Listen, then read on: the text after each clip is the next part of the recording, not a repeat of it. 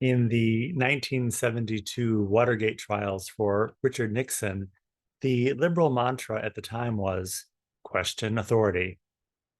This week at the weaponization of government hearings, the theme was questioning authority. But in our time, questioning authority means you're a domestic terrorist because you're anti establishment and anti government. They say Richard Nixon was a classic paranoid personality, but just because you're paranoid doesn't mean they're not out to get you. Welcome to Conservative Coffee Hour. I'm Stanley Smith. None of us have time to follow all that's going on in the nation and in the world. And all we have time to hear are just sound bites. And we feel frustrated that our voice is not being heard. That's why it was so encouraging to drop into the hearings this week for the weaponization of government. At the hearings, Tulsi Gabbard gave a pretty good overview of where we are at this time. She said we know the government has a history of lying to us.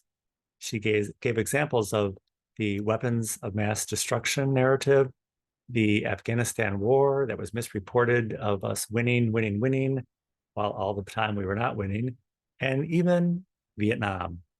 She said there are many examples of the government lying to us, and we know they're still lying to us. The government has confused representing us with thinking for us. I guess we could see how that could happen.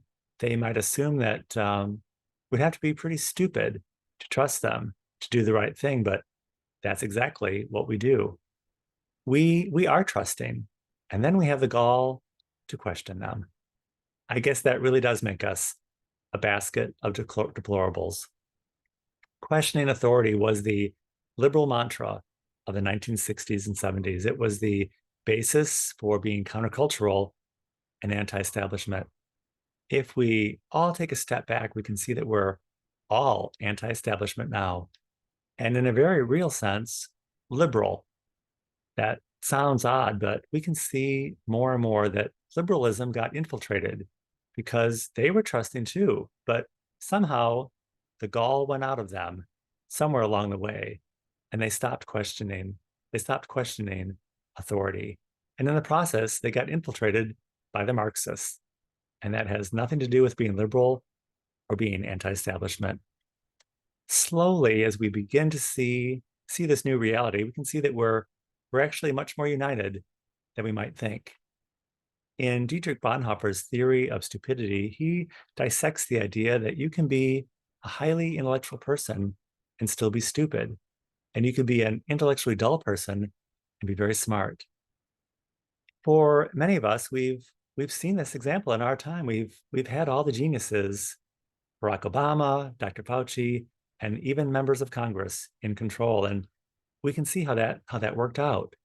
And now it's time to let the dumb people have a voice, the basket of deplorables, because at least we're not stupid. It doesn't make us paranoid or domestic terrorists. It makes us the people.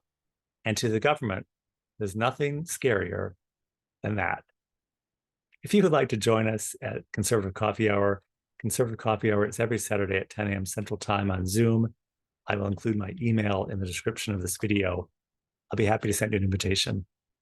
And I look forward to seeing you very, very soon.